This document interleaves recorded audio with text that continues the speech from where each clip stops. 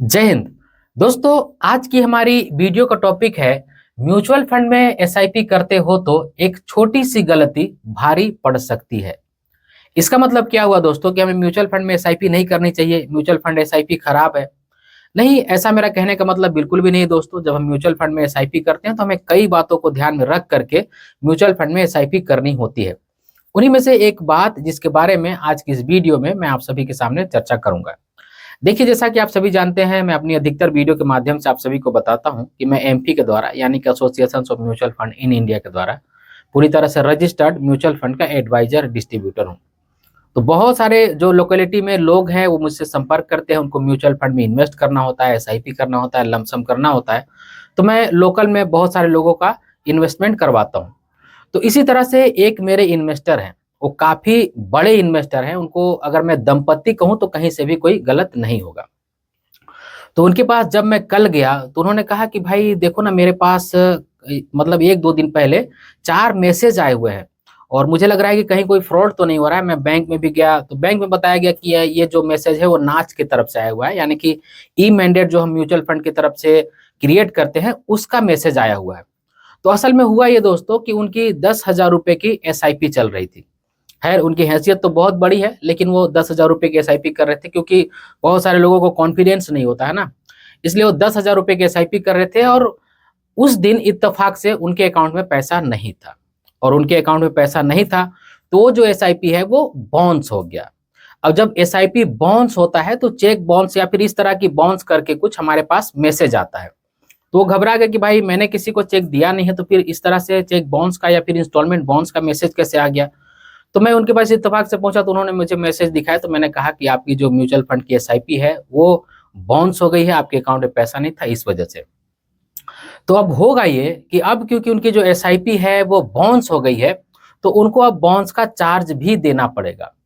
देखिए, यहाँ पे सरकारी बैंक में जो गवर्नमेंट सेक्टर के बैंक होते हैं उनमें बाउंस का जो चार्ज है थोड़ा कम होता है, और प्राइवेट सेक्टर के जो बैंक हैं उनमें बाउंस का जो चार्ज है वो थोड़ा सा ज्यादा होता है। तो उनका तो खैर सरकारी बैंक में था तो लगभग 300 रुपए के आसपास में 600 रुपए उनको देना होगा, और ये जो प्राइवेट बैंक होते हैं इनमें तो कभी कभी 600-800 रुपए का भी जो बॉन्ड्स का चार्ज है वो होता है। तो मेरा बस कहने का मतलब ये है दोस्तों कि अगर उनकी जो 2-5 हजार रुपए की एसआईपी थी वही अगर 1-1 हजार रुपए की 10 होती तो आप सोच सकते हैं कि उनको कितना बॉन्ड्स का चार्ज लगता है। और अगर वही अकाउंट उनका प्राइवेट बैंक में होता तो सोचिए 10,000 रुपए के एसआईपी के एवज में सिर्फ चार्ज के एवज में उनको 6,000-8,000 रुपए के आसपास में देना पड़ जाता। तो जब भी हम म्यूचुअल फंड में एसआईपी करते हैं तो हमें हमारे हिसाब से जो म्यूचुअल फंड की इंस्टॉलमेंट की डेट है उसको चुनना चाहिए कि कब मैं याद रख सकता हूँ, याद से पेड कर सकता हूँ, या फिर हमारे पास कब पैसा आता है। तो जो भी ऐसे सैलरी पर्सन इंसान है उनको कम से कम ऐसा करना चाहिए कि भाई आपको जो सैलरी आती है उसके आसपास का डेट रखना चाहिए, और जिस अकाउंट में सैलरी आता है उसी अकाउंट से आपको ई मैंडेट करना चाहिए, ताकि आपके अकाउंट में सैलरी क्रेडिट हुआ, उधर म्यूचुअल फंड का जो इंस्टॉलमेंट है वो चला गया। ऐसे तो अगर मेरी माने तो थोड़ा सा ज्यादा बेटर होता है अगर हम महीने के आखिरी में अपनी एसआईपी का इंस्टॉलमेंट रखते हैं, तो क्योंकि जो फर्स्ट हाफ होता है उसमें बहुत सारा पैसा स्टॉक मार्केट में आता है, इसलिए स्टॉक मार्केट थोड़ा सा ऊपर ही रहता है, और फर्स्ट हाफ के बाद थोड़ा सा मार्केट में पैसा आना कम हो जाता है, तो थोड़ा सा यहाँ पे हमें वीकनेस देखने को मिलता है। लेकिन सिर्फ इस चक्कर में कि हम अगर आखिरी में एसआईपी का अमाउंट रखेंगे यानी कि इंस्टॉलमेंट का डेट रखेंगे तो हमको थोड़ा सा बेनिफिट मिल सकता है, तो इसके चक्कर में आपका बड़ा नुकसान हो सकता है। और दूसरी बात है एसआईपी का अमाउंट। आज अगर मैक्सिमम म्यूचुअल फंड को देखा जाए तो 100 रुपए, 500 रुपए और 1,000 रुपए से म्यूचुअल फंड में इन्वेस्टमेंट जो है वो शुरू हो जाती है।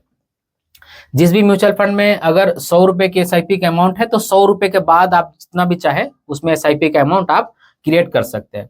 जिसमें 500 रुपए है तो 500 रुपए या 500 रुपए से ऊपर का जो भी एसआईपी का अमाउंट चाहे आप सेट कर सकते हैं। किसी में अगर 1,000 रुपए है तो 1,000 रुपए या फिर उसके बाद जो भी उसके ऊपर है वो एसआईपी का अमाउंट आप सेट कर सकते हैं।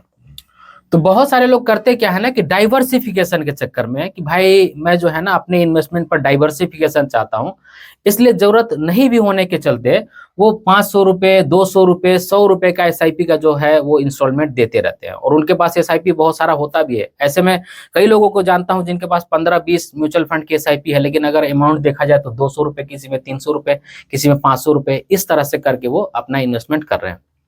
तो ऐसे में आपके पास जो म्यूचुअल फंड का जो नंबर है वो तो ज्यादा हुआ ही, ओवर डाइवर्सिफिकेशन का सामना तो आपको करना ही पड़ा। और खुदा ना खास्ता अगर कैसा ऐसा होता है कि आपके अकाउंट में पैसा नहीं रहता है और 15-20 अगर म्यूचुअल फंड की जो इंस्टॉलमेंट है अगर बाउंस होती है, तो आप इस बात से अंदाजा लगाइए कि आपको पेनल्टी कितना देना पड़ेगा। आपकी जो एसआईपी की इंस्टॉलमेंट की पूरी अमाउंट नहीं है, उससे ज्यादा आपको जो है वो बाउंस का चार्ज देना पड़ सकता है। इसलिए भी हमें जब हम म्यूचुअल फंड की पोर्टफोलियो बनाते हैं, तो एसआईपी का जो अमाउंट है वो सफिशिएंट रखना चाहिए और एसआईपी का जो हमारे पास नंबर ऑफ एसआईपी है उसको भी ठीक ठाक रखना चाहिए, ना तो बहुत ज्यादा रखना चाहिए, ना तो बहुत कम रखना चाहिए। तो मेरा बस इस वीडियो में कहने का मतलब यही था दोस्तों कि अगर आप बेवजह का 100-200 रुपए का एसआईपी करते हैं, आप कर सकते हैं 2000-4000 रुपए के एसआईपी। मान लीजिए आपको 10,000 करना है तो आप 5 एसआईपी कर सकते हैं 2-2 हजार रुपए का। लेकिन अगर आप हजार रुपए का किए हैं, 500-500 रुपए का किए हैं, तो मेरे ख्याल से इसके वजह से कभी ना कभी आपको दिक्कत हो सकती है। अगर आप भूल जाते हैं तो इसका बड़ा खामियाजा आपको चुकाना पड़ सकता है। इसलिए जैसी आपकी इन्वेस्टमेंट की अमाउंट है उसी के हिसाब से आप एसआईपी का जो इंस्टॉलमेंट है उसको, यानी कि एसआईपी का जो अमाउंट है उसको तय करके रखिए कि नंबर ऑफ जो एसआईपी है हमारे पास वो भी ठीक ठाक हो और हमारा इन्वेस्टमेंट भी ठीक ठाक से जाते रहे। तो इसीलिए मैंने कहा दोस्तों कि अगर आप म्यूचुअल फंड में एसआईपी करते हैं तो एक गलती भारी पड़ सकती है, इसका यही उद्देश्य था। और आगे आने वाले वीडियो में मैं एक ऐसी वीडियो लाने वाला हूं जिसमें मैं आप सभी को ये बताऊंगा कि अगर आप म्यूचुअल फंड में एसआईपी करने के लिए एक म्यूचुअल फंड की पोर्टफोलियो बनाना चाहते हैं, या फिर आपके पास पहले से ही म्यूचुअल फंड की पोर्टफोलियो क्यों ना हो, उसको आप रीबैलेंस करना चाहते हैं, तो उसके लिए मैं एक प्रॉपर वीडियो लाऊंगा कि अगर आप म्यूचुअल फंड की पोर्टफोलियो बना रहे हैं तो किन बातों को ध्यान में रख करके आपको म्यूचुअल फंड की पोर्टफोलियो बनानी चाहिए, ताकि आप एक बेस्ट म्यूचुअल फंड की पोर्टफोलियो बना पाए।